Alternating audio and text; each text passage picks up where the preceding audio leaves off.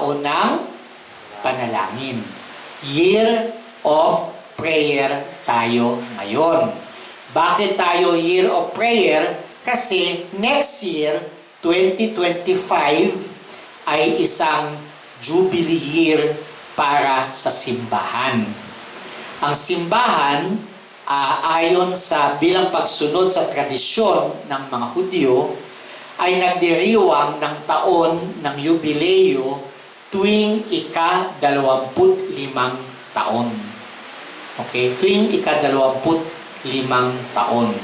The last time nagkaroon tayo ng Jubilee year ay noong year 2000, yung Great Jubilee ni Pope John Paul II. Yung ibang mga taon, sa kalagitnaan nun, actually, tawag dito, mga diniklara na lang ng mga papa, out of their own authority. Pero talagang year 2000, tapos ngayon, 2024, 2025 ay taon ng Jubilee. Kaya, niisip ni Pope Francis, para maipaghanda ang ating kalooban, para maipaghanda ang ating mga buhay, nais niya na ang taong ito ay maging taon ng pagninilay tungkol sa panalangin. Okay? Gusto niya na matuto tayong magdasal. Gusto niya matuto tayong magdasal. Okay? So, ang taong ito dapat nun, ang sentro ng katekesis ng taong ito ay talagang prayer. Kung titingnan ninyo yung katekismo ng Simbahang Katolika, okay? Ito yung ikatlong bahagi ng katekismo. Yung unang bahagi ay tungkol sa faith, yung panampalataya, yung mga doktrina ng ating panampalataya. Yung ikalawang bahagi ay tungkol sa moralidad. Okay? Buhay moralidad natin. At yung ikatlo ay tungkol sa pananabuhay, pananalangin natin bilang mga Kristiyano. Sa catechetics, okay, tatlo yan. Creed, code, cult. Okay? Ang mga misteryong panampalataya, creed, code, morality, 10 Commandments, 8 Beatitudes, okay? And then cult would be liturgy, sacraments, prayer, and then the Lord's Prayer. Ang sabi ni Pope Francis, gusto niya na ang taong ito ay i-google natin sa pagninilay specifically sa Lord's Prayer o yung Ama namin, na aking suggestion ay gawin niyong bahagi ng inyong palagiang formation sa loob ng isang taon. Okay? Gather together, tapos himay-himayin ninyo ang Our Father, o ang Ama namin. Halimbawa, yung unang pagtitipon, Ama namin, sumasalangit ka. Pangalawang pagtitipon, sambahin ang ngalan mo. Ganon. So, you will divide the year doon sa mga articles ng Ama namin para mapaghimay-himay natin ang panalangin na tinuro sa atin ng Panginoon. Pero ngayon, gusto ko na ang pag-usapan natin ay panalangin. Dahil yun naman talaga ang pinakatema ng buong taon. At sa aking palagay, bagay na bagay ito, lalo higit sa diwa ng Kwaresma, kasi ang Kwaresma ay ang panahon ng matinding pananalangin. E kapag sasabi natin panalangin, okay, panalangin, ang unang-unang papasok sa isipan ko, lagi, ay yung kahilingan ng mga apostoles. Okay? So, nakita nila si Jesus nagdasal. At napapansin nila, tuwing gabi, nagdadasal si Jesus. Yung buong gabi ay nagdadasal ang ating Panginoon.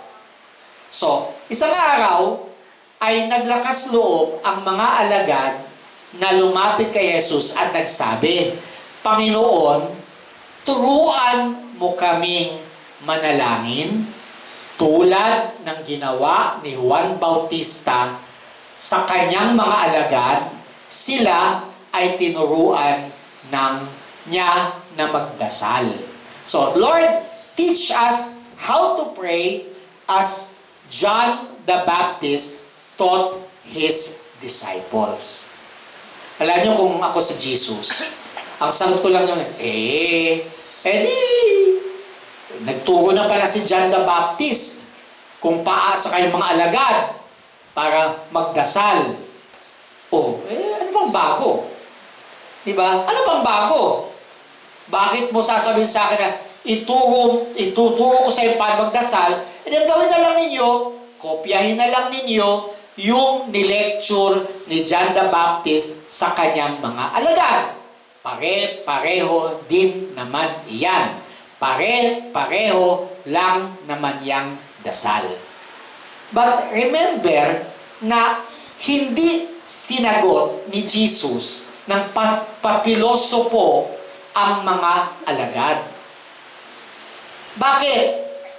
Kasi iba ang panalangin ni Juan Bautista sa panalangin ni Jesus.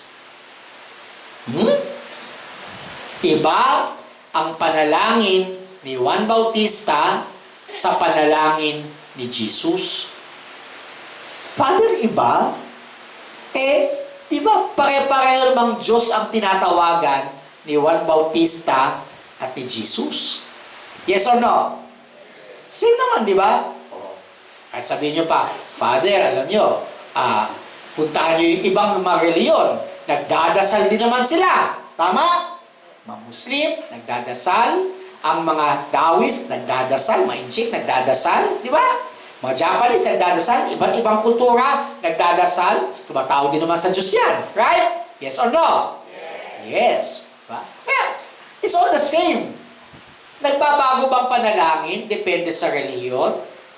Nagbabago bang panalangin?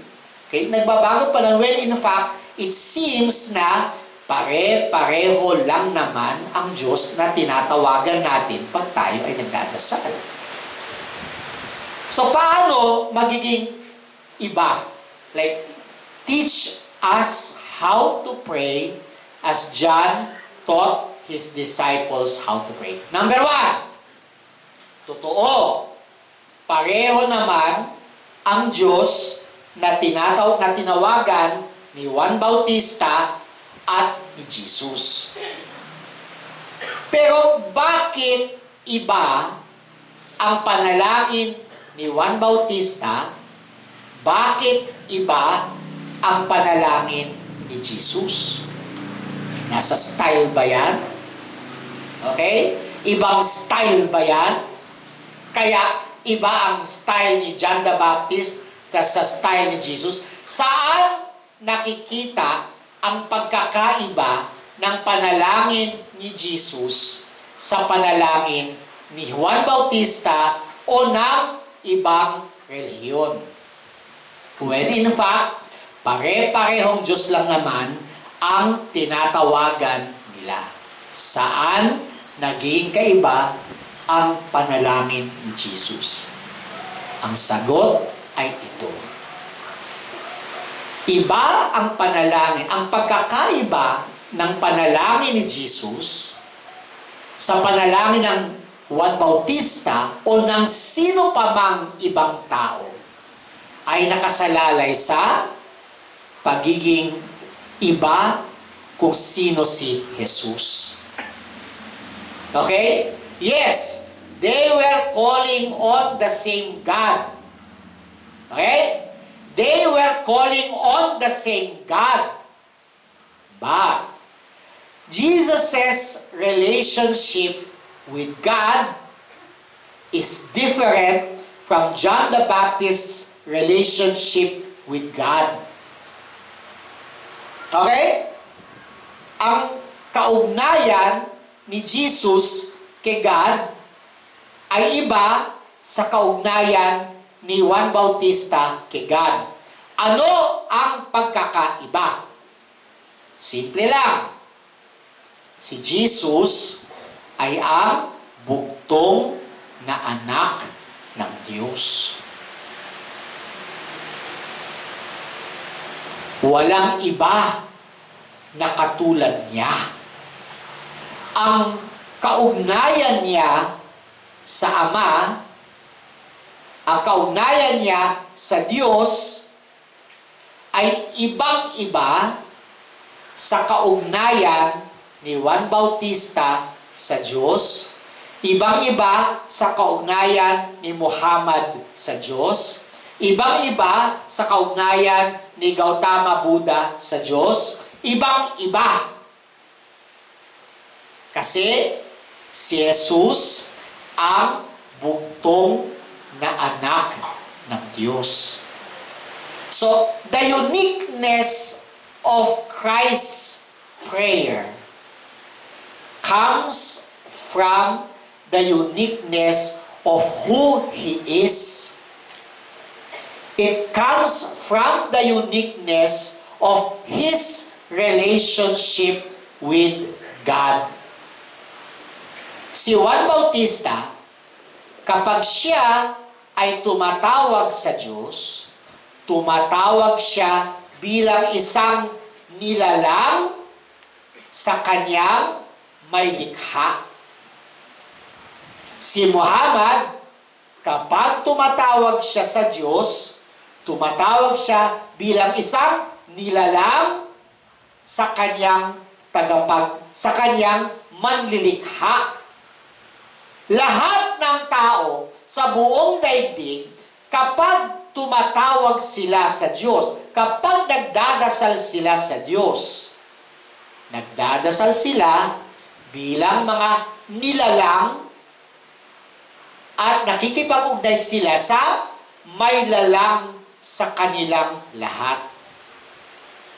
So when people, all religions, when people of various religions call on God, they are calling on God as creatures addressing their Creator. Pero si Jesus hindi. Si Jesus, ang Diyos, ay hindi niya manlilikha. Because, remember, yung creed, begotten, not made. Consubstantial with the Father. Nandun yun? Di ba? Siya ay sumilang sa Ama, hindi siya nilikha ng Ama. Katulad ng kanyang Ama sa lahat ng paraan, katulad ng kanyang Ama sa lahat ng bagay. Ang Ama ay Diyos, si Jesus ay Diyos. So, di ba? God from God, light from light, true God from true God. Diyos mula sa Diyos, liwanag mula sa liwanag, Diyos na totoo mula sa Diyos na totoo. Sumilang, hindi nilikha. Therefore, while everybody else calls on God as God, our Creator, Jesus calls God in a unique way. He says, our Father. Father. Ama. In fact, alam ba ninyo, kamaingay ha, pero alam ba ninyo, dito talaga tayo hindi magkakasundo sa mga Muslim. Alam niyo ba yun? Kasi para sa mga Muslim, isang malaking kalapastanganan na si Allah, ang salitang Allah, ibig sabihin naman yan, Diyos di ba? Yun lang ibig sabihin na Allah Diyos. Ba? Arabic lang naman, Diyos, parang Diyos natin. Okay? Isang malaking kalapastanganan kay Allah, ang tawagin siyang Ama. Dito hindi tayo magtatagpo. Tayo mga Kristiyano at yung mga Muslim, hindi tayo magtatagpo dyan. Diyan tayo hindi mag-a-agree. Okay? Hindi mo pwede tawagin Ama si Allah. Ang Islam ay may 99 na pangalan para sa Diyos. Galugarin mo yon, wala doon ang pangalang Ama. Okay? Sabi nila, sang malaking kalapas-pangalan yan. Kasi kapag ang Diyos ay tinawag mong Ama, pinapantay mo ang sarili mo kay Allah. Pinapantay mo ang sarili mo sa Diyos. In fact, malapit na Holy Week, pakinggan ninyo pagkalipas ng this week, second week, sa third week, magsisimula na, maririnig yun. Mag-aaway ang mga Hudyo at si Jesus. Anong pinag-awayan? Anong pinag-awayan? Anong pinag-awayan ni Jesus at ng mga Hudyo na siyang hahantong sa pagpapapako kay Jesus sa krus? Anong pinag-awayan nila? Napakasimple. Tinawag ni Jesus na Ama ang Diyos at ito'y isang paglapastangan. Sapagkat ang sabi nila, ikaw na tao, ginagawa mo ang iyong sarili na kapantay ng Diyos. At yun ang dahilan, eventually, kung bakit may Biyernes Santo. Kung bakit ipapako si Jesus sa krus. Kasi nilapastangan niya ang Diyos. Ang Diyos ay tinawag niyang Ama. At sa ganung paraan, ginawa niyang ipinantay niya ang kanyang sarili sa Diyos. Yun nga lang. Ang sabi ni Jesus, kung hindi ko tawagin Ama ang Diyos, ako'y magiging katulad ninyo na mga sinungaling. Ako'y magiging katulad ninyo ng mga sinungaling. Bakit? Bakit? Sagot, kasi ang totoo, si Jesus ay anak ng Diyos. Ang totoo, kung ano ang Ama, yun si Jesus. Makapangyarihan ng Ama, makapangyarihan si Jesus. Nakakaalam ng lahat ng bagay ang Ama, nalalaman ni Jesus ang lahat ng bagay. Okay. Walang hanggan ang Ama, walang hanggan si Jesus. O, ulitin ko sabi natin, Diyos mula sa Diyos, liwanag mula sa liwanag, Diyos na totoo mula sa Diyos na totoo. Therefore, ang kalidad ng panalangin ay nakabatay saan? Nakabatay sa uri ng kaugnayan sa pagitan ng isang tao at sa Diyos. Okay? Ang kalidad ng panalangin ay nakabatay sa kaugnayan ng tao na nagdadasal at ng Diyos. Kaya kung sinabi ng mga alagad, Panginoon, turuan mo kaming magdasal tulad ni Juan, tinuruan niya ang kanyang mga alagad na magdasal.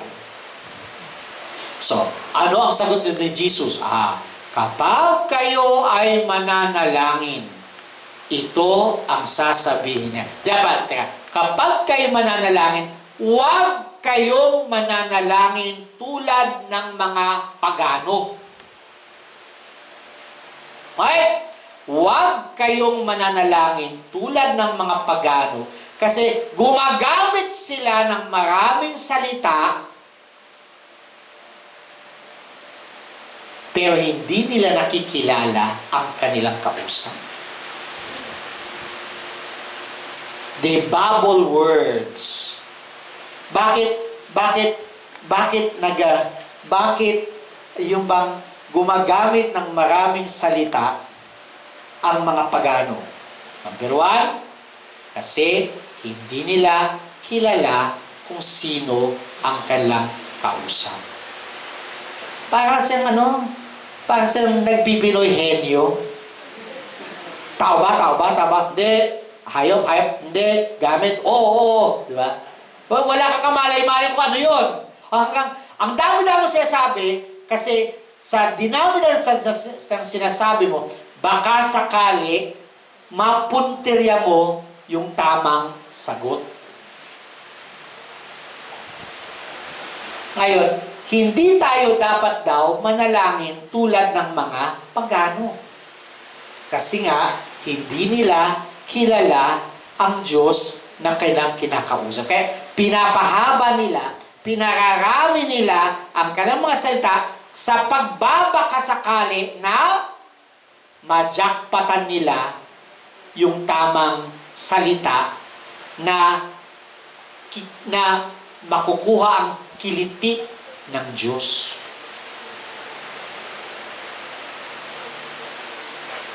Pero tayo, hindi daw tayo dapat manalangin tulad mga pagano kasi kilala natin ang ating kausap. Dahil pinakilala siya sa atin ng kanyang bugtong na anak. At hindi lang yan. Tayo ay ipinisan ni Jesus sa kanyang sarili. Ginawa niya tayong mga anak ng Diyos. Pero, ito iba ang pagiging anak ng Diyos ni Jesus sa pagiging anak natin ng Diyos. Kasi, si Jesus ay bugtong na anak ng Diyos. Tayo ay mga inampong mga anak ng Diyos. And that is why, nung muling pagkabuhay, nung pinagtangkaan ni Magdalena na hawakan ang muling nabuhay na si Jesus, ang sabi ni Jesus, "Oy, noli me tangere. Huwag mo kong hawakan sapagkat hindi pa ako umaakyat sa inyong Diyos at sa aking Diyos, sa inyong Ama at sa aking Ama. I have not ascended yet to your Father and my Father, to your God and my God." Tingnan nyo sa grammar. Bakit na sinabi ni Jesus, "I have not yet ascended to our Father"? Hindi niya sabing, "I have not yet ascended to our God"? Bakit sinabi yan, "To your God and my God, to your Father and my Father"? Bakit sinabi niya yon? Simple lang. His filiation, yung kanyang pagiging anak ng Diyos, ay ibang-iba sa pagiging anak natin ng Diyos. Siya ay bugtong na anak ng Diyos at tayo naman, sa pamamagitan ng binyag, ay inampon ng Diyos bilang kanyang mga anak. Father, ampon ng palagay. Hoy, pero tinan nyo, may karapatan ka pa rin tawagin ang Diyos na iyong Ama. Parang yung pag legally adopted ka, hindi ba? Ang pamana, basta legal ang pagkaampon sa'yo, pag namatay si Airpods, yung pamana sa'yo ay katulad din ng tatanggapin ng mga lehitimo niyang anak. Ang di naman tatanggap ng ganong kapantay na treatment ay yung anak sa labas, right? Pero pag ikay legally adopted, ang pamana ng tunay na anak at ang pamana ng ampon na legal ay pareho. That is why St. Paul would say, do you not know that you are heirs of God, co-heirs of heaven, and co-heirs with Christ? Kapwa tagapagmana ng langit, kapwa tagapagmana ni Kristo. Ang mana ni Kristo ay mana natin. Kaya, kung ang kalidad ng panalangin ay batay sa kalidad ng kaugnayan ng isang tao sa Diyos, iba talaga ang Christian prayer. Iba talaga ang panalangin ng Kristiyano. Kasi kapag tayo ay nananalangin, kilala natin kung sino ang ating dinadasalan. Siya ay ang ating Ama at tayo ay kanyang mga anak. So, dito nagiging katami-tami ang panalangin nating mga Kristiyano. Kaya nga, teach us how to pray as John taught his disciples how to pray. Tinuruan tayo ni Jesus kung paano manalangin. At ang panalangin, sabi niya, ito ang inyong sasabihin. Ang panalangin, essentially pala, ay nakabatay saan? Sa ugnayan. Okay? Ang panalangin ay nakabatay sa ugnayan. Sapagkat, ang anumang ugnayan na namamagitan sa mga tao ay lagi nagsisimula sa pag-uusap. Di ba? Ang isang estranghero, hindi mo kilala, hanggat hindi mo siya kinakausap, wala kayong magiging kaugnayan sa isa't isa. Sino ang mga hindi natin kinakausap? Number 1, yung estranghero, yung hindi mo kakilala. Kasi di ba, nung bata tayo, ang kabilin-bilinan ng nanay at tatay. There you go. Don't talk to strangers. Di ba? Don't talk to strangers. Huwag kang makikipag-usap sa hindi mo nakikilala. Sino pa? Sino pa ang hindi natin kinakausap? Ang kaaway. Diba? Pag nag-aaway kayo, mga ma'am, mga sir, kapag nag-aaway kayo, mga ma'am, galit ka sa asawa mo, diba? Silent treatment. Di mo kinakausap. Diba? Nagtitiis ka na hindi ka kumikibo. Nangangalabit ang jowa. Hindi. Tampo ko sa'yo. Di ba? Di ba? Hindi natin kinakausap. Ay, may maraming ganyan. Mga magkaibigan na hindi na nag-uusap sa loob ng mahabang panahon kasi may tampuhan. Di ba? Di ba? May tampo. Father, may tampo ako sa'yo. I don't care. Hindi kita kilala. Ano, di ba? Ano style yan? Style mga katagay ni Jojo Cerudo. Father, may tampo ako sa'yo. So what? Very jokey, di ba? Ganun tayo, di ba? Hindi natin kinakausap ang kaaway. Hidwaan. Diba? Number 3, paano mo inaayos ang hidwaan? Paano mo inaayos ang alitan? Dinadaan sa isang mabuting usapan. Okay? Dinadaan lagi yan sa mabuting usapan. Kaya nga, ang pinakabatayan ng lahat ng kaugnayan actually ay ang pag-uusap.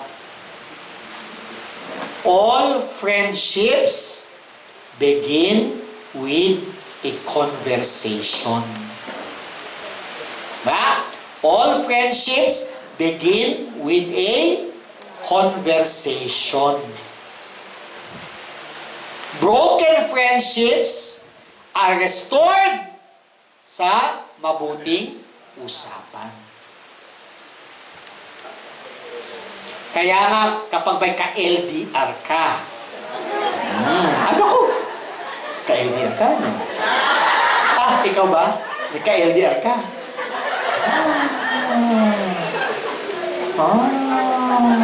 Ganun pala yun. Alam nyo, hindi ko tayo sasabihin ko yun, alam, bilang pumasok yung Espiritu Santo sa akin. Kapag may ka-LDR ka, at kapag hindi ka ina-update, nako, palitan mo na. Palitan mo na! Oo. Father kasi baka busy. Naku. Busy ka dyan. Hoy, pag-love ka ng isang tao, ano ba naman yung 3 segundo magte-text ka? Musta na? Ano ba naman yung 3 segundo magte-text ka? Love you. Ano ba naman? Yan yung sento ng Valentine's Day. Anong nun? Kung yung 3, napakalaki bang mawawala sa schedule mo? Yung mag-send ka na ganyan, sorry, busy ha, love you na lang. Tsaka na lang, di ba? Mag-usap, di ba? Kapag wala siyang panahon na mag-message ng ganun, nako, may ibang pinaglalaanan niya ng panahon. Naku po. Okay? Kaya magising ka sa katotohanan.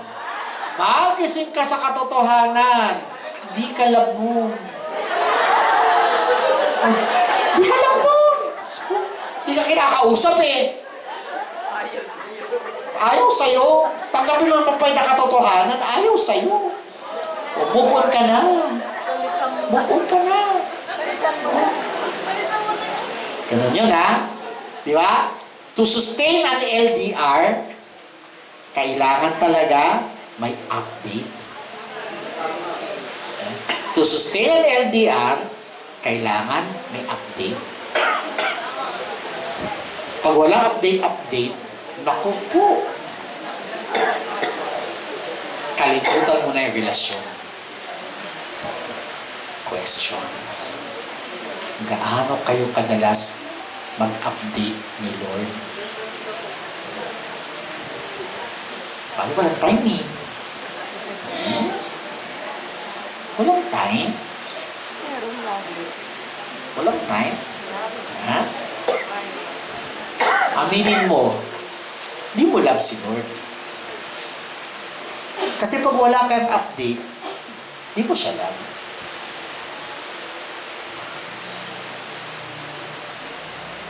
Tamaan ang matamaan, pero ganun. Okay? Kailangan talaga yun. Kasi to sustain a relationship, you need to have a conversation. And remember, yung conversation na yun, para lumalim ang ugnayan ninyo, it has to be constant. Palagian. regular. Hindi ka kakausap ng kaibigan kung kailan mo lang gusto. Hindi ka kakausap ng kaibigan kung kailan mo lang kailangan. Kasi kung ang update mo ay kung kailan lang may kailangan ka, manggagamit ka. Okay? Manggagamit ka. Manggagamit. User. User-friendly. User-friendly. Manggagamit ka. Ikaw, manggagamit ka. O, diba? Diba? No? Pag kailangan, parang nakita ko minsan sa isang text si nag-text si lalaki sa Juding. Han! Musta na? Send load naman. Hindi, itong si Juding, okay. Send load naman talaga. Send load, tik. Tapos, nag-text siya. Natanggap mo na? Sagot sa kayo, who you? User. User ka talaga. Okay. Yun hindi ka friend. Hindi ka friend. Kasi, ang friend does not even need to have a reason to communicate with you. Ba't ka nag-uusap? Kasi nga, there is a relationship. Friendships deepen when we communicate with each other. The same is true with God. Okay? The same is true with God. Ang problema sa atin, alam niyo, marami sa atin, user lang. Manggagamit lang. Halimbawa, magbo-board exam. Diyos ko. Isipin niyo yung dami ng mga magbo-board exam na pumupuno sa St. Jude. Punta ng Baclaran. Punta ng Quiapo. Dami, taos puso, nagdadasal, tindi ng pangailangan. Lord, tulong mo, tulong St. Jude, tulong Mama Mary, Perpetual Help, tulong naman, Nazareno, tulong naman. O, pag pumasa, one time, babalik kay St. Jude para pasalamat. One time, babalik ng Baclaran para pasalamat. One time, babalik sa Quiapo para pasalamat. Pero, regular ka bang babalik? Ilan sa'yo nakapasa na dito na kailan kayo huling bumalik sa St. Jude? Samantalang, nung mag-e-exam, inaaraw-araw mo yung pagpunta kay St. Jude. User ka nga. User-friendly ka nga. Get? Yun eh. Di ba, pupunta lang ako kay God kapag meron akong kailangan. Ay, madas ko narinig yan. Ika, dasal tayo. Pati mo na akong kailangan. Yes or no? Yes or no? Yes. Wala akong kailangan, Lord. Pasasabihin ko dyan. Pero, kapag may pangangailangan, kapag may sakit, naku, Diyos ko, dalas magsimba. Kaya, Father, gusto mo para dumami nagsisimba dito, Father? Father, gusto mo dumami magsisimba dito? Turuan kita, Father. Magdasal ka kay Lord, magpadala ng salot sa lugar na to. Padala ng salot! O, di ba nung COVID? Ba, napaka-religyoso nating lahat? Yes or no? Nung nagla-lockdown, di ba, pati mga barangay, may loudspeaker, the angel of the Lord declared unto Mary. Oh, sabihin, hindi totoo.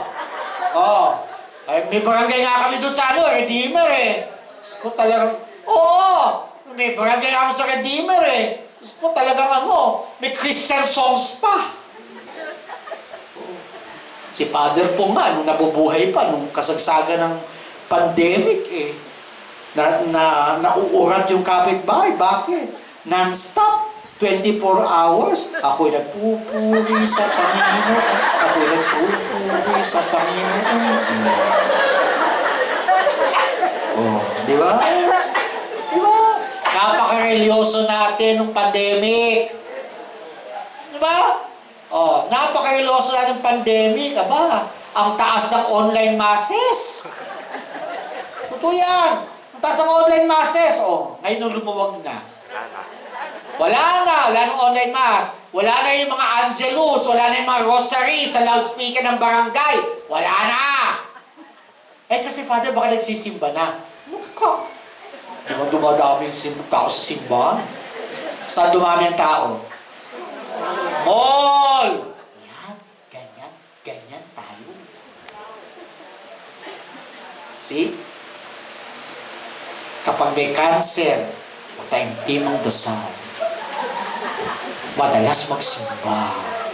Makakapit sa Diyos, parang gano'n na lang. Ha?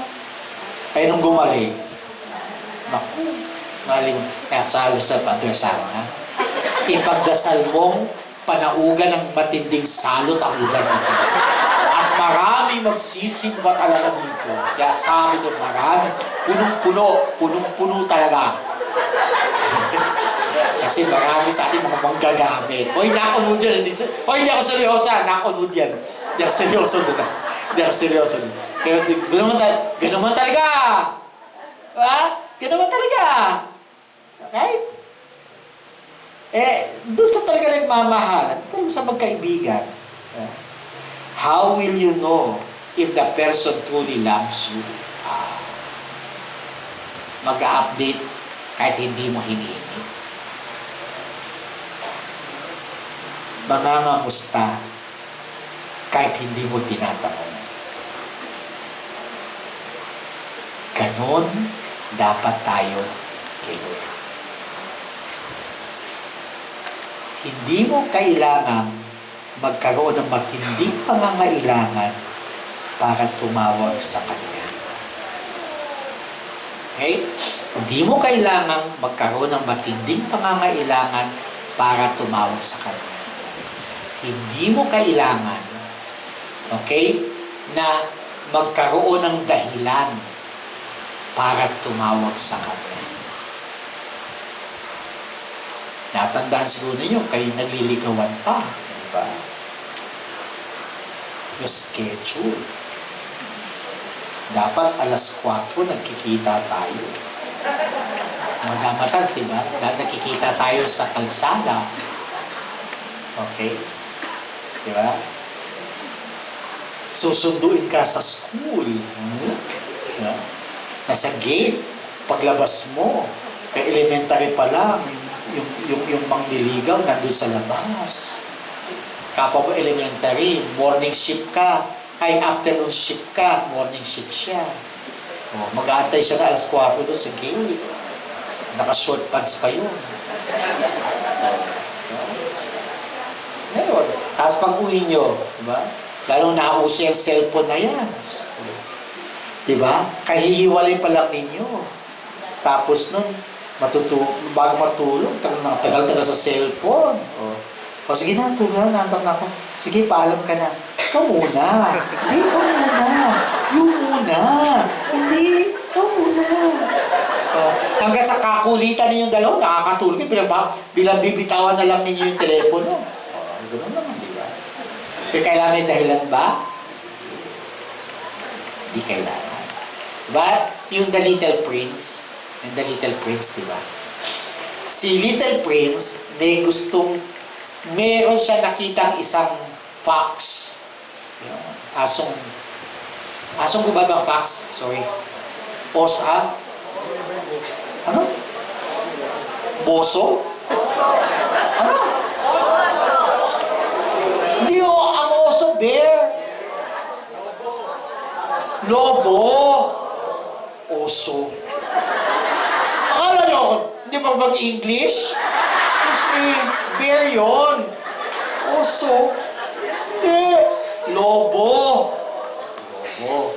Pinakilala siyang lobo. Sabi ng lobo, di magkalayo sila, no? Kaya, ganito, kung gusto mong lumalim ang pagkakaibigan natin, sabi ganun, araw-araw, sa oras na ito, magkita tayo dito.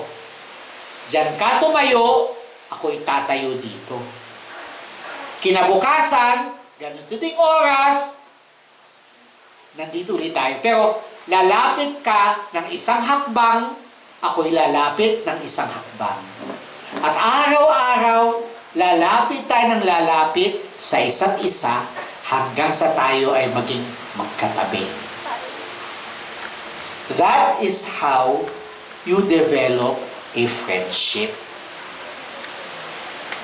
And that is how also we develop our relationship with God. It has to be regular. Okay? It has to be regular. Dapat may schedule. Kaya nga ang sabi ng katekismo, prayer is a discipline. May disiplina ang prayer. You do not engage in prayer only when you feel like doing it. But rather, there is a regularity. There is some sense of constancy in prayer. Lord, date tayo ha. 8 p.m. Oras natin yon. That's our time. Hindi ako tatanggap na ibang schedule. 9 p.m. Kaya pagising sa umaga, Lord, ito date natin. Alam mo, magandang magdasal sa umaga. Yung unang mga minuto ng araw mo, ialay mo agad kay God. Yung bang wala pang papasok na schedule, wala pa. Pinakauna, kay Lord muna. The first 3 minutes of your day, give it to the Lord. Dahil minsan tayo, ang binibigay na natin sa Kanya, tira-tira na lang ng oras. Pag-abot na, bago makatulog, ginagawang pampatulog yung rosary.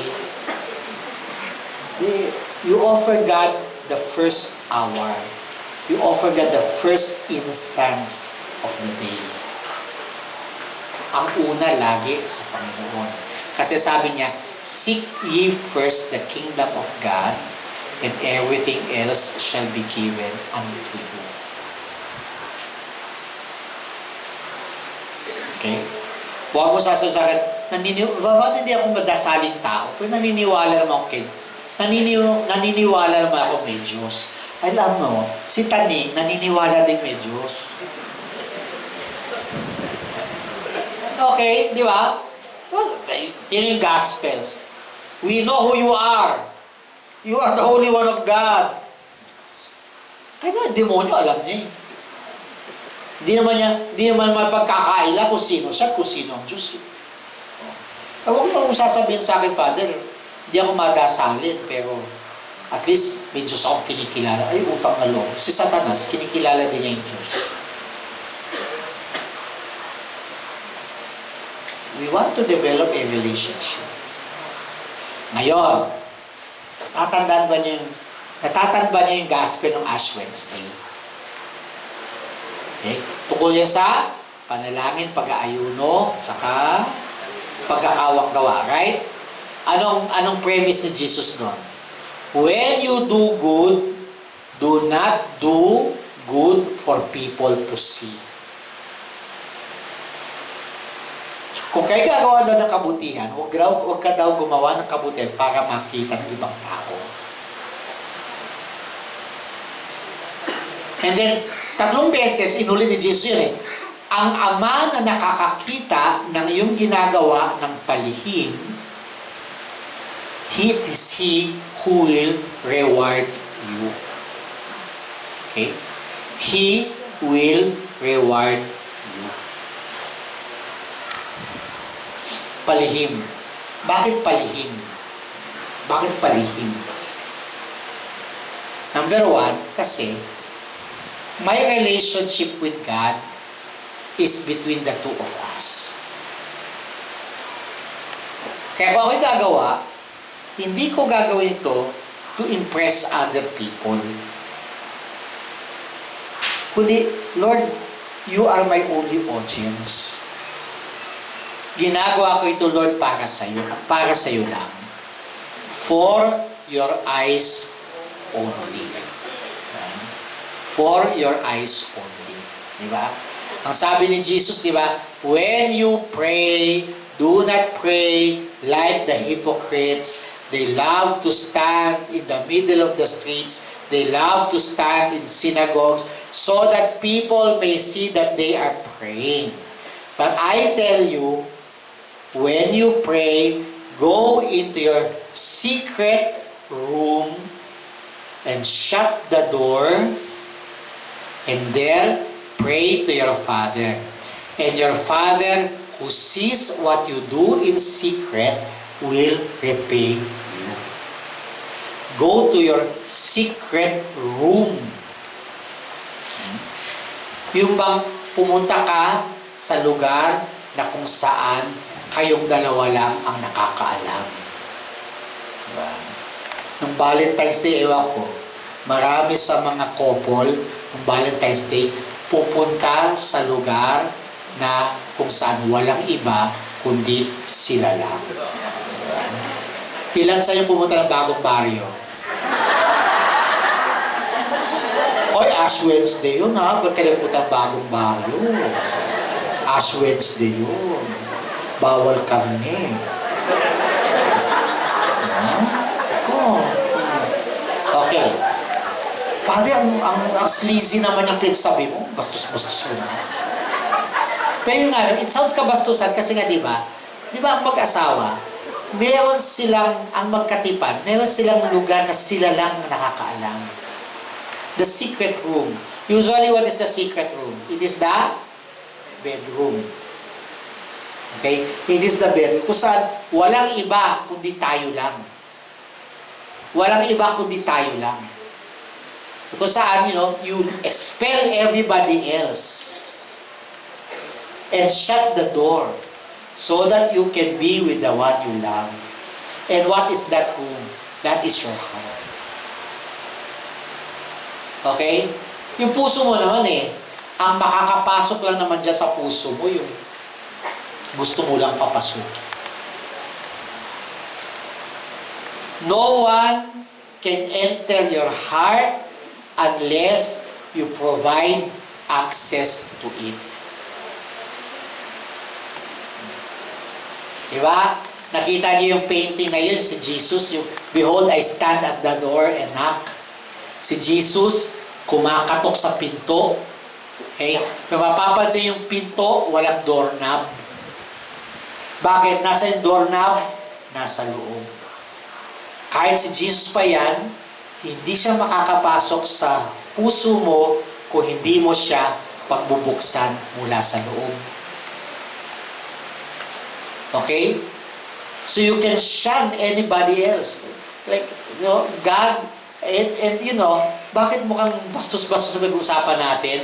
Kasi, essentially naman, ang relasyon natin sa Diyos ay hindi lang relasyon ng anak sa ama. But you look at the Bible, ang relasyon natin sa Diyos ay relasyon ng mag-asawa. Right? Our covenant with God is a marital covenant. Okay, our covenant with God is a marital covenant. Anong kaibahan ng tipan sa kontrata? Ha? Ano ang kaibahan ng tipan sa kontrata? Napakasimple. Sa tipan, ang kasunduan ay tungkol sa gamit. Bawa, Halimbawa, ang 7 milyong piso ko ay mapapasa iyo, pero yung lupa mo ay mapapasa akin. Kontrata yon. Kasunduan yon. Nagkapirmahan yan. Okay? Ang 7 million mo ay akin, pero pakakawalan ko ang pagmamay-ari sa aking lupa. Ito iyo. Palitan ng gamit. Palitan ng ari-arian. Tawag doon, kontrata. Pero ang tipan, hindi. Ang tipan ay palitan ng pagkatao. Ako ay iyo, ikaw ay akin. Tingnan niyo yung summary ng covenant sa pagitan ng Diyos at ng Israel. I will be your God and you will be my people. Ako ang magiging Diyos ninyo at kayo ay magiging bayan ko. Tanggalin mo yung salitang Diyos. Tanggalin mo yung salitang bayan. Ano may iwan? Ako ay iyo at ikaw ay akin. It is a marriage. Kaya yung secret room na yan ng puso mo, actually, yun yung lugar kung saan kayong dalawa lang ng Diyos ang nakakaalam. At wala kang pinapapasok doon. Huwag kang magpapapasok sa kwarto niyong mag-asawa ng kabit. At huwag mong ihiga yung kabit mo sa higaan ninyong mag-asawa. Remember, nakalagay kay St. James yan. Keep the marriage bed undefiled. Sige na, Makati ka. Kumuha ka ng kwarto sa motel. Pero wag sa kwarto ninyong mag-asawa, wag sa kama ng iyong asawa. The same is true with God. You cannot serve two masters. You will love one and hate the other. You cannot serve both God and Mammon. If you look at scriptures, paulit-ulit sasabihin ni God, I am the Lord your God, there is no other. I am a jealous God. Ang Diyos, hindi nakikipag-bed sharing sa iba. Either siya lang o paalisin mo siya. Ayaw ni God ng may kabit. Ayaw ni God ng third party. Kaya yung heart, which is the secret room from which comes prayer, okay, ang puso na pinag-uugatan ng lahat ng panalangin, okay, ang puso na pinag-uugatan ng lahat ng panalangin, dapat yan kay God lang. Siya lang. Walang iba. Okay? Huwag na huwag kang mamamangka sa dalawang ilog. Kaya nga yung prayer natin, yung panalangin natin, becomes authentic if our loyalty to God is authentic. Okay? Kahit na napakarami po pang nobenang dinadasal araw-araw. Ha? Kung ikaw naman ay namamangka sa dalawang ilog, kung nakikihati ang God sa kamunduhan, sa espasyong iyon ng iyong iisang puso, ay naku, walang silbi mga nobena mo. Walang silbi nobena. It should come from a heart that is humble and pure. Kaya nga diba, Anong sabi ni Jesus sa Beatitudes? Blessed are the pure of heart, for they will see God. Anong ibang translation? Blessed are the pure of heart. Blessed are the single-hearted. Sabihin niyo, yung puso niya, kay God lang. Puso niya, kay God lang. And you will see God. Bakit tayo? Okay? Kahit anong dasal natin, nahihirapan tayo makita ang Diyos. Ang sagot, aminin natin. Most of the time, we are not single-hearted. Most of the time, nagpapapasok tayo ng kalaguyo sa puso. Most of the time, pinapapasok natin yung karibal ng Diyos sa ating puso. And that is why we do not see God. Kanina pagmamasa ka already secret. Kasi bago ako napunta dyan sa San Jobal, galing ako sa Holy Redeemer sa Araneta.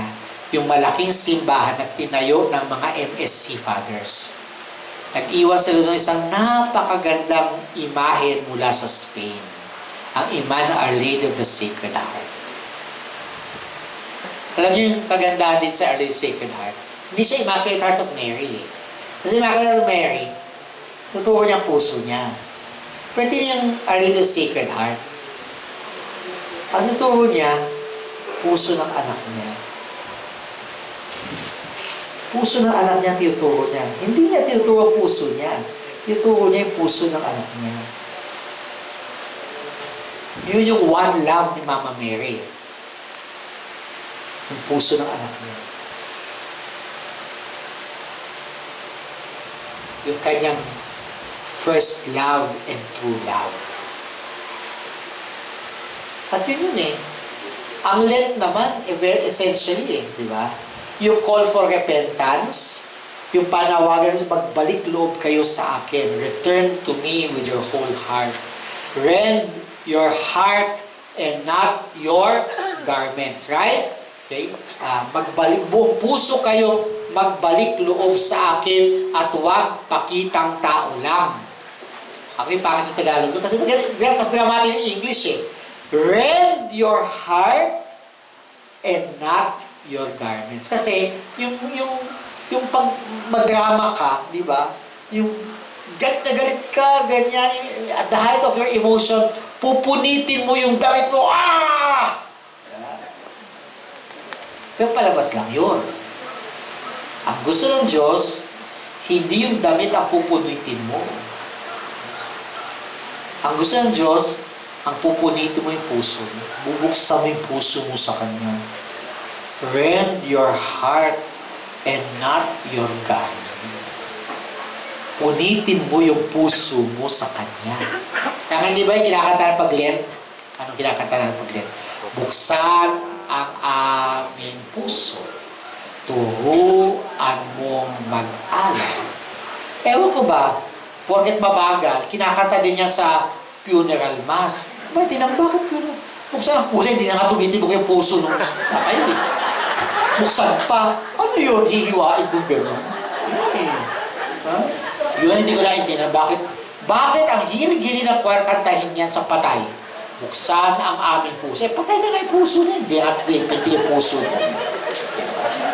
Diba? Yes or no? Yes. Well, isip-isip din ko na kinakanta ninyo. Kaya iba, kinakanta natin. Okay.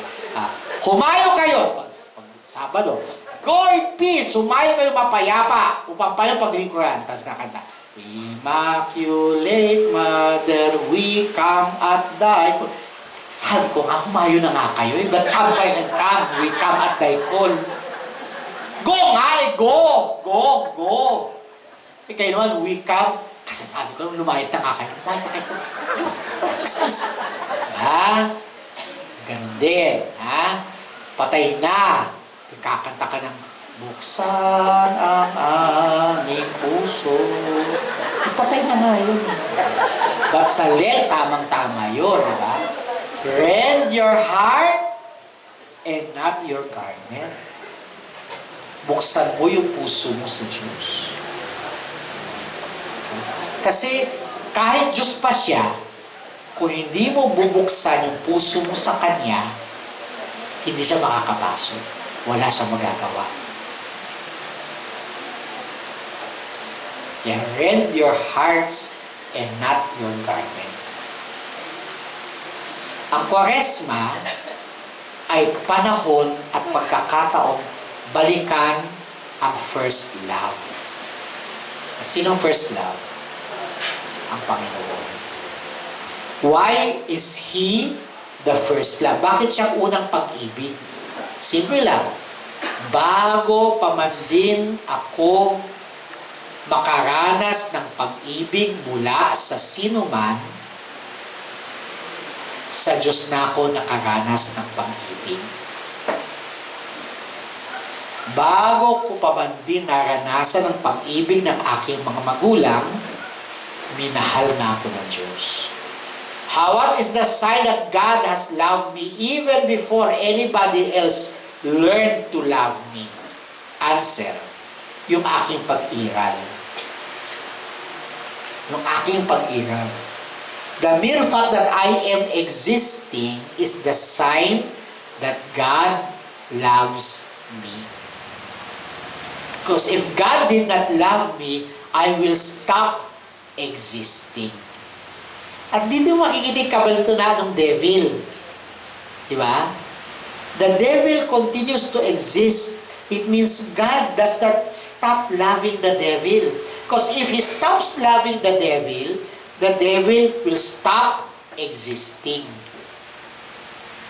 Yun nga lang, mahal siya ni God, pero yung devil, di niya mahal si God. Yun ang malaking pagkakaiba. Okay? Mahal siya ni God, kaya umiiral pa rin siya hanggang ngayon, pero hindi niya mahal si God. Okay? Hindi niya mahal si God. We go back to the first love.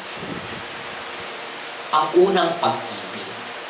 Sad to say, ang unang pag-ibig na yan, ang unang-unang binibitawan natin kapag nakakaranas tayo ng ibang pag-ibig. And sad to say, yung mga ibang pag-ibig na pinagpapalit natin sa Kanya ay pag-ibig na hindi nagtatagal, pag-ibig na lumilipas, pag-ibig na nawawala. Yung pag-ibig na lang na yan ng Diyos, yun na lang ang kaisa-isang pag-ibig na hindi kumukupas, hindi nawawala.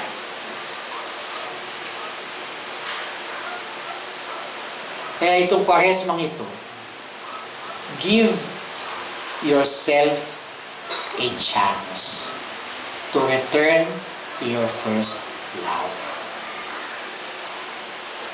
Bigyan mo ng oras ang Diyos. Anong oras ako dito? 12? Hindi nga, anong oras? Sorry, kasi medyo madaldal ako eh. 9 lang? 9 lang pa. Tapos na. Stop na. Stop na. God's will. Okay, give yourself the chance to go back to your first love. How do you do that? How do you do that? Number 1, give time to God. Give time to God. Bigyan siya oras. Sabi ko sa inyo, ka-LDR mo, kung wala siyang oras na mag-update sa'yo, kalimutan mo na. Iwanan mo na. Tanggalin mo sa mana. Okay? Okay? Give time. Alam ko, busy tayo. So, yeah, busy eh. Busy. Busy ba? Tingnan mo yung schedule mo. Ito lagi sasabi niya sa parokya namin. Tingnan mo yung schedule mo. Araw-araw. Tingnan mo yung schedule mo araw-araw. Ano sa mga pinagkakaabalahan mo araw-araw ang talaga hindi mo talaga kailangan gawin? Yung pupuno lang schedule mo, araw-araw ritual mo. Pero hindi mo talaga kailangan gawin. Yung mga sabi, hindi mo ikamamatay pag hindi mo ginawa. Tanggalin mo yon. Tanggalin mo yon. Root out what is not urgent. Root out what is not necessary. And why do you want to root out what is not necessary? Para maipasok mo ang the one thing that is necessary. Ha? Sabi ni Jesus kay Martha, di ba? Martha, Martha, you worry about so many things, but only one thing is necessary. And Mary has chosen the better part, and it will not be taken away from her. Remember? Si Mary of Bethany, di ba? It will not be taken away.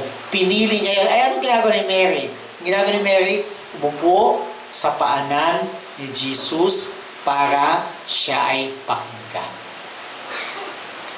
Spend time. Itong Kwaresma, ang panahon to spend time with God. Ito yung panahon para kailangan mong magpahinga muna ang iyong kaluluwa. Natatanda yung gospel ngayon, di ba? Umakyat si Jesus sa mountain kasama Peter, James, and John, right? So that they can be all by themselves. Yun. Mag-effort tayo to be all by ourselves with God. Enter into the secret room of your heart. Regularly.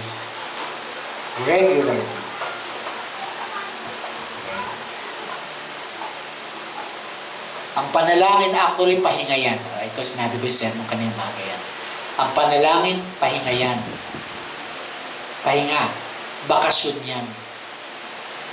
Bakasyon mula sa lahat ng pinagkakaabalahan mo. Bakasyon mula sa lahat ng mga iniisip mo. Alalahanin mo. Bakasyon yan. Maaari, mahirap tayo, di natin afford magbakasyon. But you have mental health. Treat yourself to a vacation once in a while. Maybe once a year. Once every 2 years pag walang pera, right? Magbakasyon ka. Pero tingnan nyo, even if you cannot afford to go on a vacation, kahit sa buong maghapon, you need to have a break. Okay?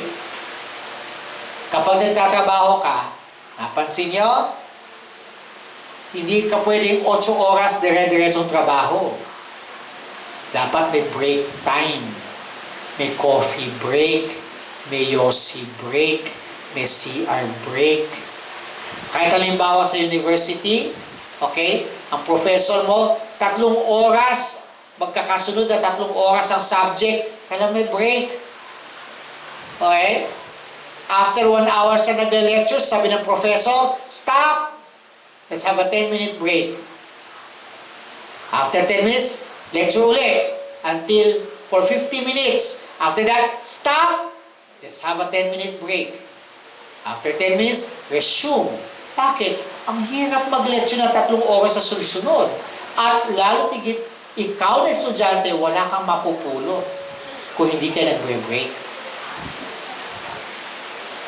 Yung buong maghapon mo, kahit anong busy mo, dapat may break ka dyan.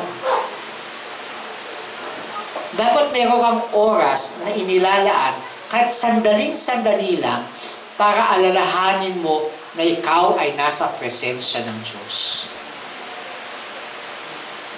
Ito yung kwento ko kanina umaga. Sabi ko, kakilala Opus Dei.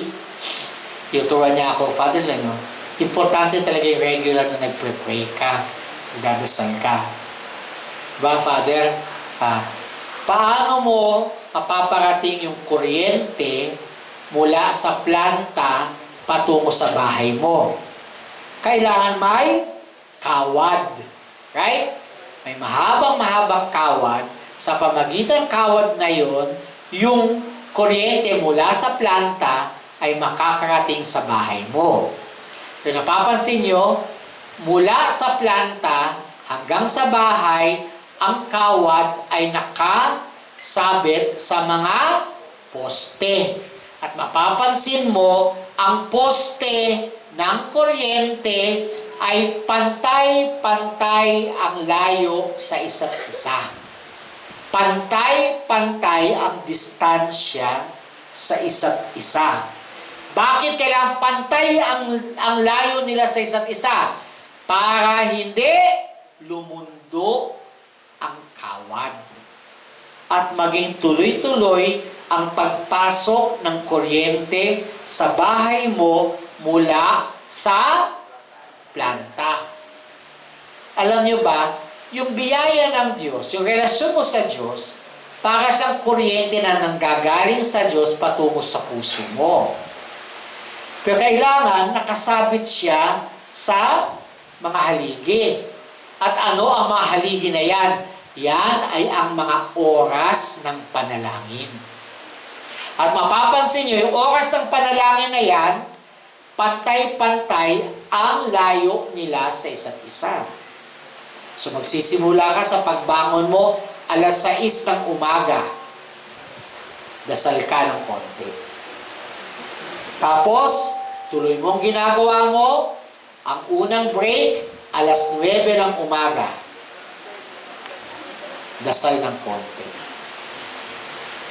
Tapos, tuloy ang trabaho, break, alas 12 ng tanghali. Dasal ng konti.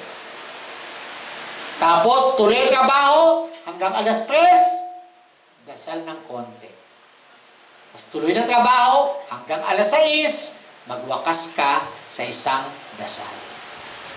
Actually, sa aming mga pare, yun yung mga oras ng panalangin namin. Lods, alas 6 ng umaga, mid-morning o thirst, mid-afternoon o sixth,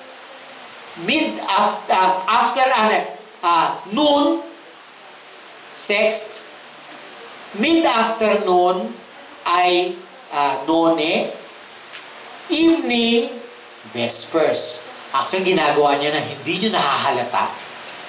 Ang tawag doon, Angelus. 6 a.m., Angelus. 12 noon, Angelus. 6 p.m., Angelus. Pansin nyo? Poste, magkakapare-pareho ang distansya para mapanatili ang daloy ng biyaya ng Diyos mula sa Kanya patungo sa iyo. Importante yun. Kahit anong mangyari, mag-ukol ka ng 1 minuto kada break time para alalahanin mo ang Diyos. Ease out your schedule a little bit. Huwag mong pupunuin ang schedule mo ngayong Kwaresma. Natigit na po tayong mga church workers, pagdating ng Holy Week, tayo ang mga hindi nagdadasal. Yes or no?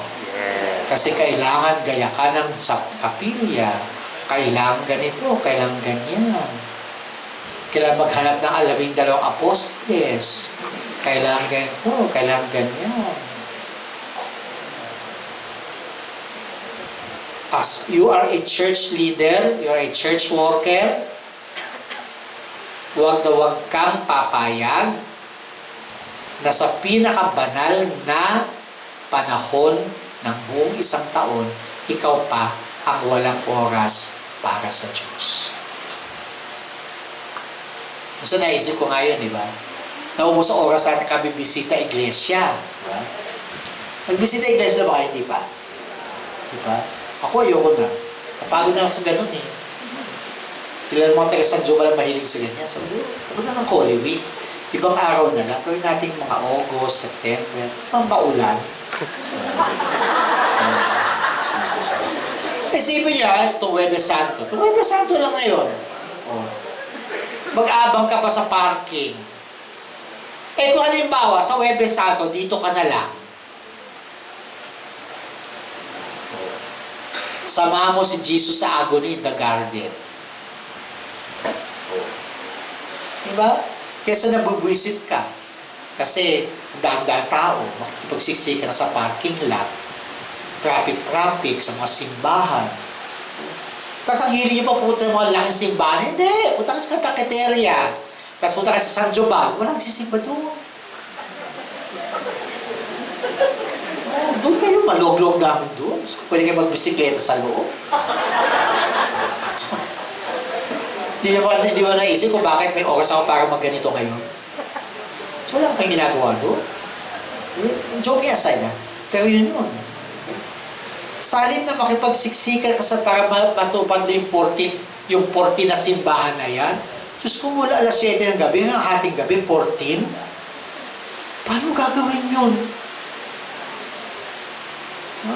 Kung ako sa inyo, stay put. Stay put. Give time to the Lord. Give time to the Lord. Paano sasabihin ko naman dyan? Baka maubusan ang sasabihin. Yung mga problema mo eh. Tingin mo sa prayer, dapat lagi nagsasalita ka. May prayer naman, di ba? Usap yan eh, pag-uusap. Ang usap may dialogue. Dialogue, may nakikinig, may nagsasalita. Hindi pwede ikaw lang salita. Dapat din, makikinig ka din. Pabayan mo si God, magsalita. Okay? Kaya nga marami sa atin eh, ayaw magdasal, ay punta ng ayaw magdasal. Eh, pati baka maubusan mo sasabihin. Kasi masabi sa'yo kailangan dumaldal siya. Pero tahimik lang, di ba? Di ba? Ano lang yan ah? Kaya yung lolo at lola ko. Lolo at lola ko.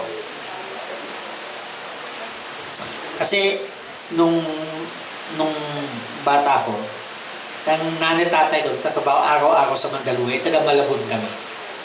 So, naiwan ako hindi pa ako nag-aaral nun, naiwan ako sa lolo at lola. Okay? Napakasimple nung schedule nila. Alas 4, babangon si lola, luluto almusal. Alas 5, kakain sa mag-asawa. Tapos noon, magliligpit, mag-uurong. Tapos noon, alas 7, si lolo pupunta sa garden. Kukuha ng garden chair. Uupo. Tabi ng malaking pintuan. Okay, nandun siya. Nakatingin lang siya sa kawalan. Nandun lang siya. May malaking pintuan. Sa dulo ng pintuan, may isang kwarto doon. Sa loob na si lola, nandun sa pinakadulo ng kwarto na yun, nananahi. Ganun sila uusap. Ganun sila. Kaya alas 11, si lola tatayo, magluluto, manananghali, mag-uurong, tutulog. Alas 3, si lolo babalik sa upuan niya. Si lola babalik sa pakahian. Hanggang alas 5.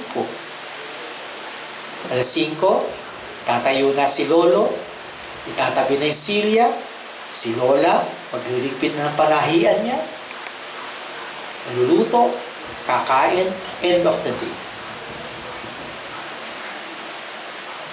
Gagana siya. Hanggang namatay sila, hindi sila naghiwala. Ito yun. Ito yun. Ang ganun pag-ibig. Ganun ang pag-ibig. Kaya ngayon na eh, may oras sila eh. May oras. Diyan tayo maramot. Kay Lord, maramot tayo sa oras. Mabuti pa sina Ninoy Aquino nagsisimba. Mabuti pa. So, hindi ko na, ano ngayon nasa, Sino nasa 50 pesos? Ha? Mabuti pa si Keso, nagsisimba. Sino nasa 20? Ha? Balik. Tamo, mabuti pa si Seros Menya, pala simba. ikaw hindi. Hoy, maraming ganyan ha. Pera na nagsisimba, sila hindi.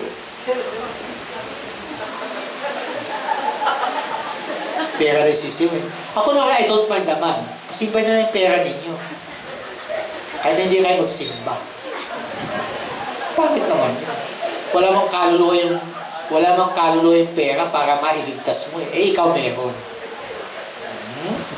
Ikaw meron. Kaya itong Quaresmang ito, slow down lang ng konti. Huwag masyado magmadali. Huwag masyado magmadali. Slow down ng konti. Bigyan mo ng oras sigaw. Dasal. At yung dasal ha, hindi kailangan lagi kami sinasabi. Basta yung puso mo, nandyan. Present kay Lord. At wala ka sinasabi, basta nandyan ka lang. Nandyan ka lang. Kaumalis. Date natin to Lord. Date natin. 5 minutes, 10 minutes, 15 minutes. Sabihin natin yun. Ito ang pagkakataon para seryosohin natin ang ating panalangin. Bumalik tayo ngayon sa una nating pag-ibig. Let us rend our hearts and not our garments. Maraming salamat sa inyo.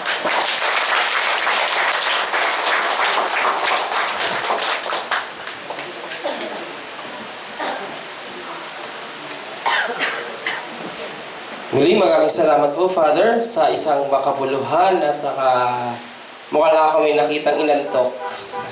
Salamat po sa iyong wisdom na ipinigay sa amin at talagang nakakapagbigay sa amin ng sigla, nagdagdagan pa at habaan pa yung aming buksan ng aming mga puso, pananalangin ng aming mga pintuan, no?